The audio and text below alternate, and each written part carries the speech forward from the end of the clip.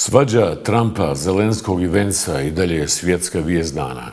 Historijski snimak. Tito je u istoj prostoriji pred predsjednikom Nixonom zapalio cigaru, i to kubansku, i ušao u legendu. No nema audio snimka, a navodno je na Nixonovu domaćinsku opasku da oni ne puše u Bijeloj kući, Tito odgovorio: blago vama. Sinoć su u istom prostoru mikrofoni bili uključeni. Sve je izgledalo dobro režirano. Trump je sasvim demistificirao politiku i diplomatiju, ogolio, pokazao uživo kako pregovara i iza kamera. Kao u svakom face-to-face sučeljavanju, ljudi se dijele na dva tabora. Tako se od sinoć svijet podijelio ko je bio bolji, Trump ili Zelenski. No, podijelio se Zapad. Evropa protiv Amerike. What kind of diplomacy, JD, you are speaking about? What do you mean?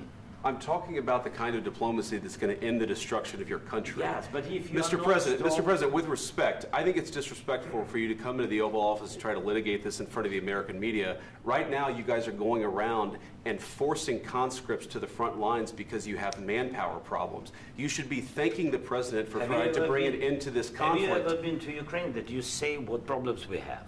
I have been to. Come once. I've actually watched and seen the stories, and I know what happens is you bring them on a propaganda tour, Mr. President.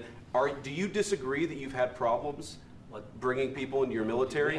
And do you think that it's respectful to come to the Oval Office of the United States of America and attack the administration that is trying to prevent the destruction of your country? A lot of questions. Let's start from the beginning. Sure. First of all, during the war, everybody has problems, even you, but you have nice ocean and don't feel now, but you will feel it in the future. God bless. You don't know that. God bless. You don't God know bless. That. You will not have a war. Don't tell us what we're going to feel. We're trying to solve a problem. Don't tell us what we're going to feel. I'm not telling you. Because you're in no position to dictate that. That's Remember exactly what this. you're doing. You're in no position to dictate what we're going to feel. We're going to feel very good. You will feel influence. We're going to feel very good and very strong. You will feel influence. You're right now not in a very good position. You've allowed yourself to be in a very bad position, and he happens to be right about it. From the very beginning of the war. You're not in a good position.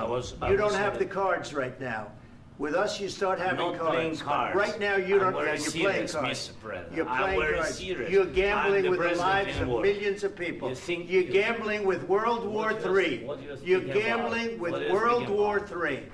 And what you're doing is very disrespectful to the country, this country. That's back to you. Far more than a lot of people said they should have. Have you said thank you once? This a lot entire of meeting? times. No, in this entire meeting, have you said thank you? Today. You went to Pennsylvania and campaigned for the opposition in October. Offer some words of appreciation for the United States of America and the president who's trying to save your country. Please, you think that if you will speak very loudly about the war, you can... He's not speaking loudly. He's not speaking loudly. Your country's in big trouble. Can I Wait a answer? minute. No. You've done a lot of talking. Your country is in big trouble. I know. You're not winning. You're not winning this. You have a damn good chance of coming out okay because of us. Mr. President, we are staying in our country, staying strong from the very beginning of the war. We've been alone, and we are thankful. I said thanks you haven't in been this alone. cabinet, you and haven't not been only alone. in this cabinet. We gave you, through this stupid president, $350 billion.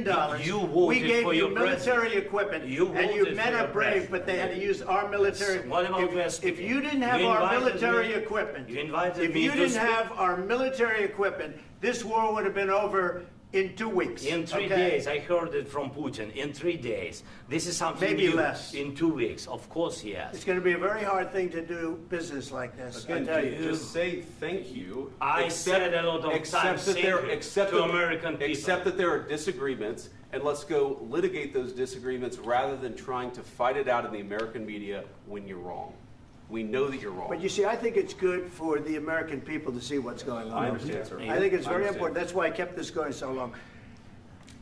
You have to be thankful. You don't have the cards. Thankful. You're buried there.